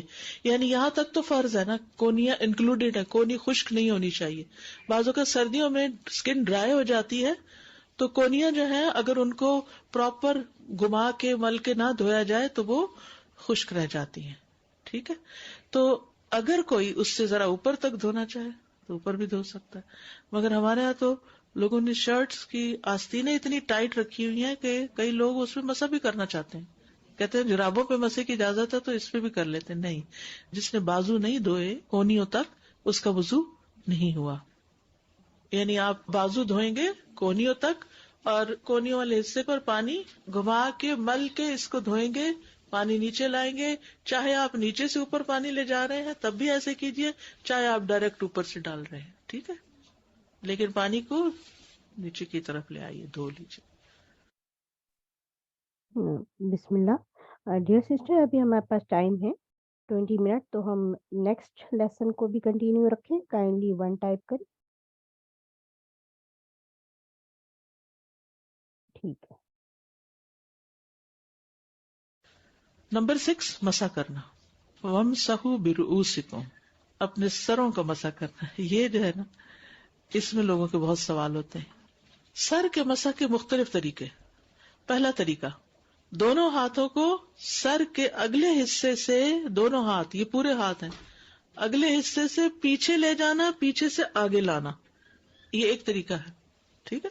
صحیح بخاری کی روایت ہے، عمرو بن یحییٰ المازنی اپنے باپ سے روایت کرتے ہیں کہ ایک آدمی نے عبداللہ بن زید سے پوچھا، کیا آپ مجھے دکھا سکتے ہیں کہ رسول اللہ صلی اللہ علیہ وسلم نے کس طرح وضو کیا ہے؟ عبداللہ بن زید نے کہا ہاں. تو انہوں نے وضو کا پانی منگوایا، تو جب سر کا مسح کرنے لگے تو اپنے دونوں ہاتھوں سے سر کا مسح کیا، اس طور پر کہ اپنے ہاتھ پہلے پیچھے لائے پھر آگے لے گئے. مسح سر کے ابتدائی حصے سے شروع کیا، پیچھے سے نہیں شروع کیا، آگے سے شروع کیا، پھر دونوں ہاتھ گدی تک، گدی کہتے ہیں یہ گردن کا جو اوپر والا حصہ ہوتا ہے، گدی تک لے جا کر وہیں سے واپس لائے جہاں سے مسح شروع کیا تھا، پھر پیر دھوئے. ٹھیک ہے. مقدام بن مادی کرب سے روایت ہے، وہ بیان کرتے ہیں کہ میں نے رسول اللہ صلی اللہ علیہ وسلم کو وضو کرتے ہوئے دیکھا، جب آپ سر کے مسح پر پہنچے تو آپ نے اپنی دونوں ہتھیلیاں سر کے شروع میں رکھی، سر کے شروع میں رکھی، انہیں گدی تک سر پر پھیرا، پھر انہیں وہیں سے واپس لے آئے جہاں سے شروع کیا تھا. یہ ایک طریقہ ہے. دوسرا طریقہ، سر کے اگلے حصے سے شروع کرتے ہوئے بالوں کی سمت میں سارے سر کا مسح کرنا. اس طرح کے بالوں کی ہیئت تبدیل نہ ہو، یعنی یوں کر کے نیچے تک لے جانا، نہیں ضروری ہے کہ اس طرح لے جانا، بلکہ اگر آپ نے رائٹ لیفٹ کیا ہو نا، یعنی یہاں رکھ کے سارا، لیکن سارا سر کور ضرور ہو. ٹھیک ہے. اوکے. ربیہ بنت معوذ کہتی ہیں رسول اللہ صلی اللہ علیہ وسلم نے ان کے ہاں وضو کیا تو پورے سر کا مسح کیا، اوپر سے سر کا مسح شروع کرتے، اوپر سے، ٹھیک ہے، اوپر سے ہر جانب سے بالوں کی لٹوں کے رخ پر ہاتھ پھیرتے، کیونکہ آپ کے بال لمبے تھے نا، یعنی یہاں سے شروع کرتے اور ہر جانب بالوں کی لٹوں کے رخ پر لے کے جاتے اوپر سے نیچے. اور آپ بالوں کو ان کی ہیئت سے حرکت نہ دیتے تھے، یعنی کوئی ایسے ایسے کر کے نہیں کرتے تھے یا کوئی ان کو الٹا نہیں کرتے تھے، بلکہ بس سیدھا سیدھا کرتے تھے. ٹھیک. اب اس میں مزید دیکھیے گا، یہ بہت مزے کی حدیث ہے، اس میں ایک اور حکم بھی پتہ چلتا ہے. ابو عبداللہ سالم سبلان حضرت عائشہ سے روایت کرتے ہیں، اور عائشہ رضی اللہ عنہا ان کی امانت داری سے بہت خوش تھی اور ان سے اجرت پر کام کروایا کرتی تھی. وہ کہتے ہیں کہ مجھے عائشہ رضی اللہ عنہا نے دکھایا کہ اللہ کے رسول صلی اللہ علیہ وسلم کیسے وضو فرمایا کرتے تھے. انہوں نے 3 دفعہ کلی کی اور ناک جھاڑا اور اپنا چہرہ 3 دفعہ دھویا، پھر اپنا دایاں ہاتھ اور بایاں ہاتھ یعنی بازو 3 دفعہ دھوئے. پھر عائشہ رضی اللہ عنہا نے اپنا ہاتھ سر کے اگلے حصے پر ماتھے کی طرف رکھا اور پیچھے تک پورے سر کا 1 دفعہ مسح کیا، بس. پھر انہوں نے اپنے ہاتھ اپنے کانوں پر پھیرے اور رخساروں پر پھیرے، پیچھے سے واپس نہیں لائی، کیونکہ ہم لوگوں کو صرف ایک طریقہ بتاتے ہیں، پھر وہ ہر ایک سے پوچھتے پھرتے کیسے کریں، بال خراب ہوتے ہیں، صرف پیچھے لے گئی. اچھا. سالم کہتے ہیں جب میں مکاتب تھا تو آپ کے پاس آیا کرتا تھا، وہ مجھ سے پردہ نہیں کرتی تھی بلکہ میرے سامنے بیٹھ کر مجھ سے باتیں کیا کرتی تھی، حتیٰ کہ میں ایک دن ان کے پاس آیا اور میں نے کہا اے ام المومنین میرے لیے برکت کی دعا فرمائیے. وہ کہنے لگی کیا بات ہے؟ میں نے کہا اللہ نے مجھے آزاد فرما دیا ہے. وہ کہنے لگی اللہ تمہارے لیے برکت فرمائے. اس کے بعد میرے سامنے پردہ لٹکا لیا اور اس دن کے بعد میں نے انہیں نہیں دیکھا. تو غلام سے پردہ نہیں ہوتا نا، تو غلام جب آزاد ہو گیا تو پھر پردہ ہو گیا. تو اس طرح حضرت عائشہ نے بہت لوگوں کو سکھایا، کسی کو دودھ پلوایا اور محرم بنایا، یعنی امت کو تعلیم دی. تو اپنے بچوں کو بھی آپ وضو کر کے دکھا، یعنی کہ واش روم میں جب منہ اس طرف ہوتا ہے تو کیا دیکھیں کیا کر رہے ہیں کیا نہیں، تو آپ بیٹھ کے آرام سے جب ریلیکس موڈ میں ہو تو ان سے کیا اچھا کر کے دکھاؤ مجھے، تو کروائیں ان سے، اور پھر ساتھ ساتھ خود کر کے دکھائیں ان کو. تیسرا طریقہ، دونوں ہاتھوں کو سر کے پچھلے حصے سے آگے لانا اور آگے سے پیچھے لانا، یعنی شروع کہاں سے کرنا؟ پیچھے سے آگے اور آگے سے پیچھے. دیکھیے جب علم کی وسعت ہوتی ہے نا تو دلوں میں بھی وسعت ہوتی ہے، اور لوگ جب ورائٹی آف ویز کے ساتھ کوئی کام کرتے تو آپ ان کو برا بھلا نہیں سمجھتے، ورنہ دل میں ایک بدگمانی اور ایک اپنے علم کی وہ جو ہوتی ہے نا تکبر سا کہ مجھے بہت پتا ہے، اور دوسروں سے بیکار کے جھگڑے، یہ پھر نہیں ہوتے. یعنی اگر نہ علم ہو تو پھر ہوتے ہیں، اگر علم ہوتا ہے تو انسان کہتا ہے اس کی رخصت ہے. عبداللہ بن زید روایت کرتے ہیں کہ رسول اللہ صلی اللہ علیہ وسلم ہمارے گھر تشریف لائے، ہم نے آپ کے لیے تانبے کے برتن میں پانی نکالا، اس سے آپ نے وضو کیا، 3 بار چہرہ دھویا، 2 بار ہاتھ دھوئے اور سر کا مسح کیا، یعنی بازو 2 بار دھوئے، اس طرح کہ پہلے آگے کی طرف ہاتھ لائے، پھر پیچھے کی جانب لے گئے اور پیر دھوئے. ٹھیک ہے، آپ نے یہ مختلف کیوں طریقے کیے؟ کیونکہ بعض اوقات یہ بھی ہوتا ہے کہ اگلے حصے میں کوئی ایسی تکلیف ہو سکتی ہے یا کوئی ضرورت یا کوئی وجہ ہو سکتی ہے کہ جس سے انسان کو پیچھے سے شروع کرنا پڑے، تو اجازت ہے، رخصت ہے. کچھ لوگوں کے بال ہوتے ہی نہیں، کچھ لوگوں کے بال بہت چھوٹے چھوٹے ہوتے ہیں، کچھ لوگوں کے بال لمبے ہوتے ہیں، کچھ کی چٹیاں ہوتی ہیں، کچھ نے کئی ڈالر دے کے بال بنوائے ہوتے ہیں، گنجائشیں موجود ہیں. ٹھیک ہے، پھر ہے کان صاف کرنا. یہ تو تھا سر کے بالوں کی بات، اب کانوں کی بات ہے. ربیہ کہتی ہیں نبی صلی اللہ علیہ وسلم نے وضو کیا تو اپنی دونوں انگلیاں اپنے کانوں کے سوراخ میں ڈالی، یعنی جب سر کا مسح کر لیا تو پھر دونوں یہ شہادت کی انگلیاں جو تھی وہ کانوں کے سوراخ میں ڈالی. کان اور سر کے لیے ایک ہی دفعہ پانی لینا. رسول اللہ صلی اللہ علیہ وسلم نے فرمایا کان سر میں شامل ہے، ناک اور منہ کس میں شامل ہے؟ چہرے میں شامل ہے، اور کان سر میں شامل ہے، ان کا تعلق اس سے.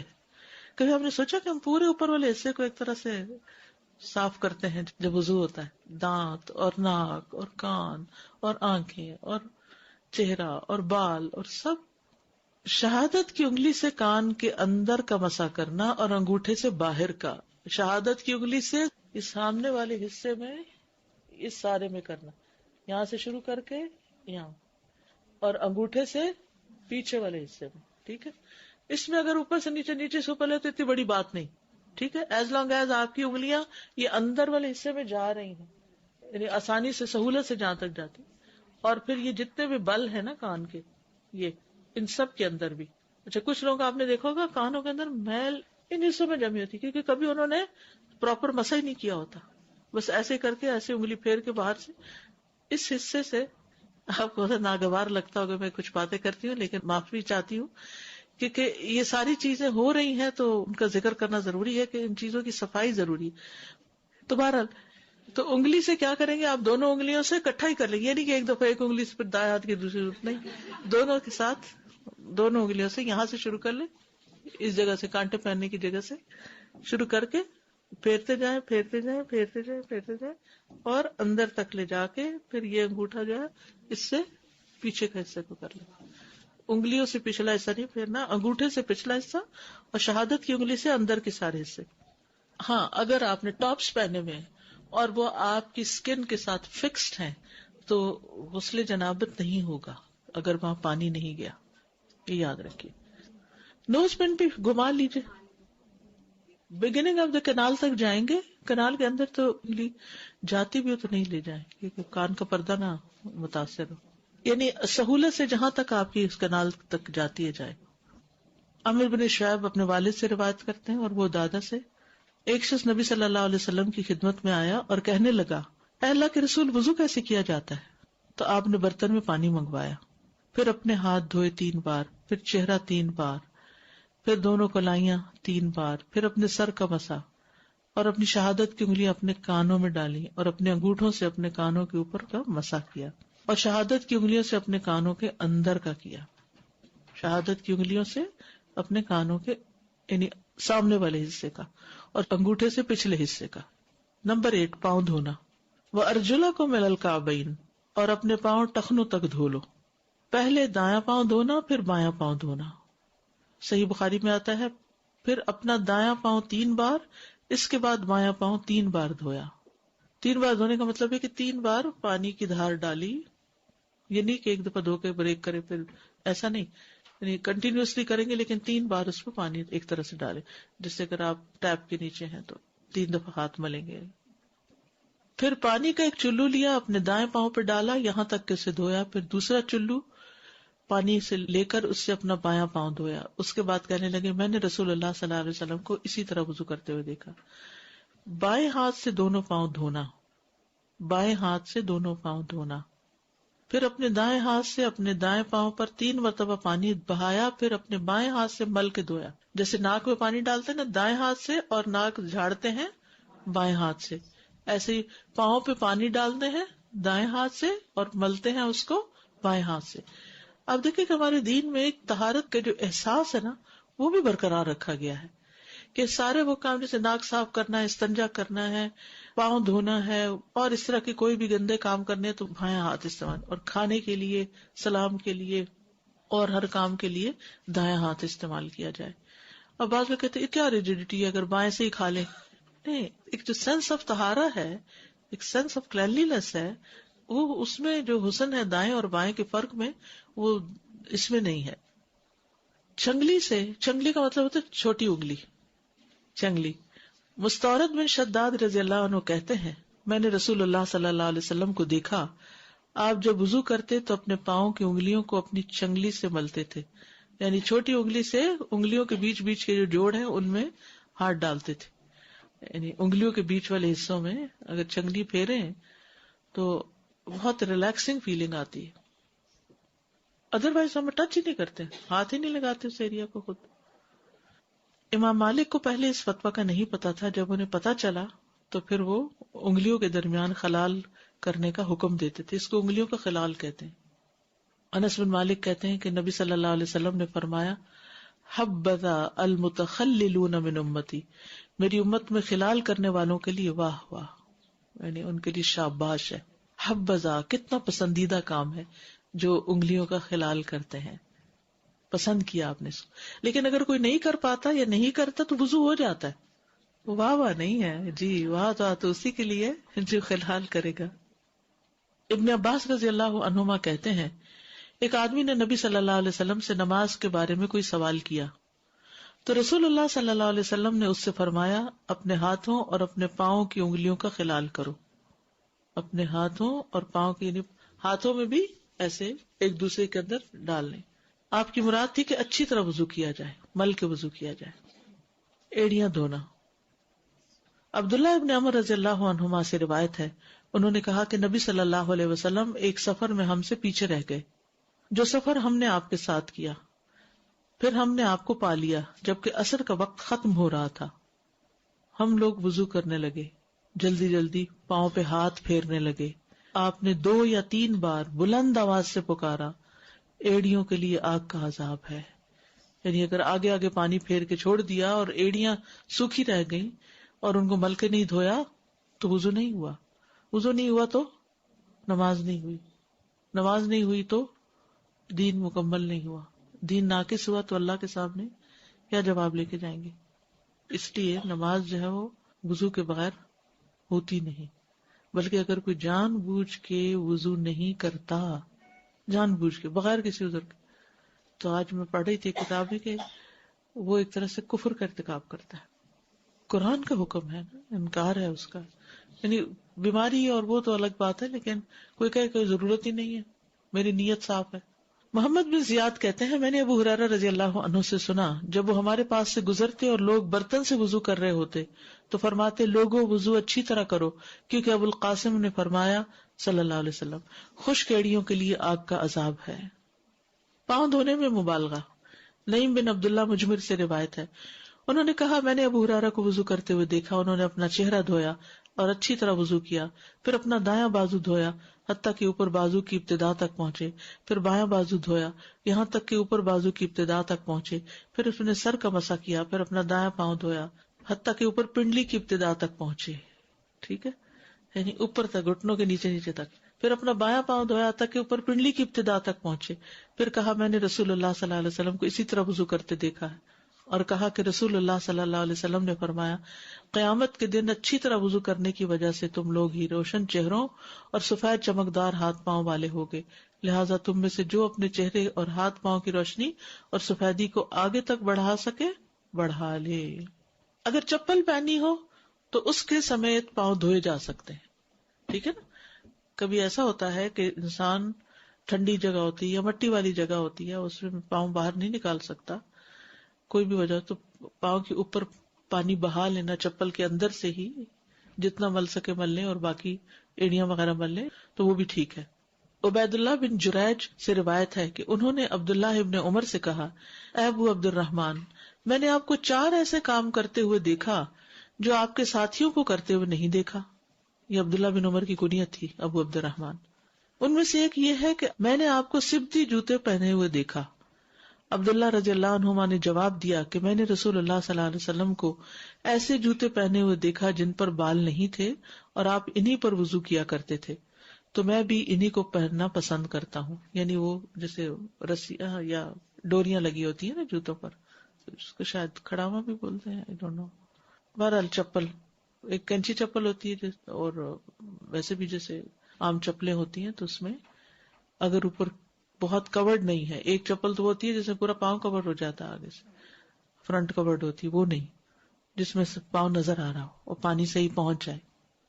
پھر اسی طرح ایک اور روایت میں آتا ہے تو انہوں نے وضو کر کے دکھایا اور جب پاؤں دھونے لگے تو پھر اپنے دونوں ہاتھ برتن میں ڈالے اور پانی کا ایک لپ لے کر اپنے پاؤں پہ ڈالا اور اس میں چپل کا سا جوتا تھا، اپنے پاؤں کو اسی پانی کے ساتھ ملا. پھر دوسرے پاؤں کو بھی ایسے ہی کیا. راوی کہتے ہیں میں نے کہا جوتوں سمیت؟ ابن عباس نے کہا جوتوں سمیت.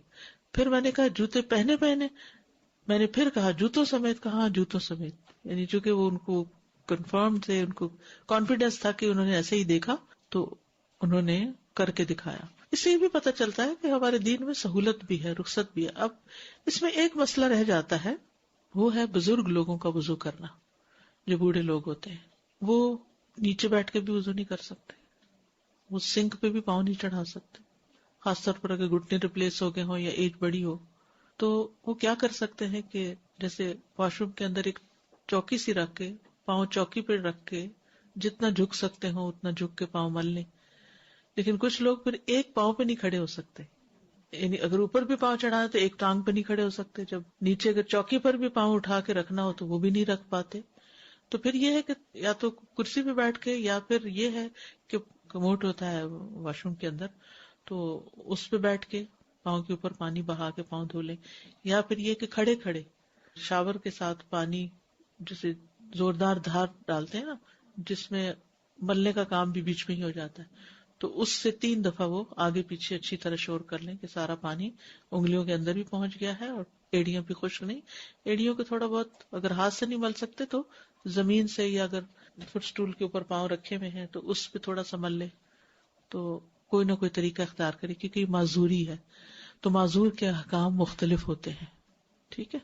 وضو کے بعد پانی خشک کرنا، یعنی تولیہ استعمال کر سکتے ہیں یا نہیں؟ حضرت عائشہ رضی اللہ عنہ سے روایت ہے کہ آپ صلی اللہ علیہ وسلم کے لیے ایک رومال تھا جس سے آپ وضو کے بعد پانی خشک کرتے تھے. نہ کریں تو بہت اچھا ہے، جیسے ہر قطرے کے ساتھ گناہ جڑتے ہیں تو دیر تک جڑتے رہیں گے. اور اگر سردی کا موسم ہے اور برف پڑی ہوئی ہے تو آپ زیادہ دیر گیلے نہیں رہ سکتے، آپ کو فوراً خشک کرنا ہوتا ہے. تو ایک جواز ہے، اجازت ہے، اس میں کوئی گناہ کی بات نہیں ہے، آپ خشک کر سکتے ہیں، جس کی یہ دلیل ہے. وضو کے بعد انگلیوں میں تشبیک نہ کرنا. تشبیک اس کو کہتے ہیں انگلیاں آپس میں ایک دوسرے کے اندر ڈالنا. وضو کرنے کے بعد یہ نہیں کرنا چاہیے. یعنی اس طرح کا کوئی کھیل، یا بعض لوگ انگلیاں چٹکانے لگتے ہیں یا کچھ، تو یہ کام وضو کے بعد نہیں کرنا چاہیے. اسی طرح جمعے کے خطبے میں بھی نہیں کرنا چاہیے، انگلیوں کو انگلیاں نہیں ڈال کے بیٹھنا چاہیے. ابو ہریرہ رضی اللہ عنہ سے روایت ہے کہ رسول اللہ صلی اللہ علیہ وسلم نے فرمایا جب تم میں سے کوئی نماز کے لیے وضو کرے تو وہ اپنی انگلیوں کے درمیان تشبیک نہ کرے. استاذہ آج کل بچیاں جو ہے نا وہ حلال نیل پالش کے بیس پہ لگا رہی ہیں کہ یہ اس کی ٹیکنالوجی وہی ہے جو کہ کانٹیکٹ لینس کی ہے، یعنی کہ اس میں اوپن پورز ہیں جس سے بریتھنگ ہوتی ہے نیلز کی. تو یہ مجھے نہیں سمجھ آئی ابھی تک، اور میں انہیں کہتی ہوں میں بلیو نہیں کرتی اس پہ، میں ٹرسٹ نہیں کرتی. دیکھیے اصل حکم جو ہے ناخنوں کا برید کرنا نہیں ہے، اصل حکم سکن کا گیلا کرنا ہے. وہ کہتے ہیں کہ اس سے ناخن گیلے ہوتے ہیں، ان کی جو کہنا کیسے ہے. گیلے ہوتے ہیں؟ اگر ناخنوں کے اوپر ایک لیئر آئی ہوئی ہے، اگر تو کلر ہے جیسے مہندی کا کلر ہے تو اس میں تو ناخن گیلے ہوتے ہیں کیونکہ وہ لیئر نہیں ہوتی. لیکن اگر وہ رنگ اندر نہیں جذب ہوا ہوا اور اسکن کے اوپر ایک لیئر ٹھہری ہوئی ہے پھر نہیں. اگر پانی تھوڑی دیر تک اس کے اوپر رہے تو اندر چلا جاتا ہے. انہوں نے ایکسپائرمنٹ کر کے دکھایا ہے، لیکن ظاہر ہے کہ یہ بچیاں وضو میں اتنی دیر تک نہیں رکھتی ہیں. نہیں، آپ دیکھیے ابھی ہم نے پڑھا کہ اگر کوئی حصہ خشک رہ جائے اور اس دوران باقی وضو خشک ہو جائے تو کیا حکم ہے؟ دوبارہ وضو کرنا ہوگا. اگر کوئی حصہ خشک رہ گیا لیکن ابھی وضو گیلا ہے تو اس جگہ کو گیلا کرنا کافی ہے. السلام علیکم ورحمۃ اللہ وبرکاتہ. सिस्टर अभी हमारा थोड़ा डिस्कशन बाकी है, तो इंशाल्लाह नेक्स्ट वीक हम जितने भी हमने तीनों लेसन कवर किए उसका डिस्कशन करेंगे, और जितना हमारा इस लेसन का डिस्कशन रह गया उसको कंप्लीट करेंगे। तो इसके साथ ही मैं आज के लिए आप लोगों से इजाज़त चाहती हूँ। सुब्हानकल्लाहुम्मा व बिहम्दिका अशहदु अल्ला इलाहा इल्ला अंता अस्तगफिरुका व अतूबु इलैक। अस्सलामु अलैकुम व रहमतुल्लाहि व बरकातुहू।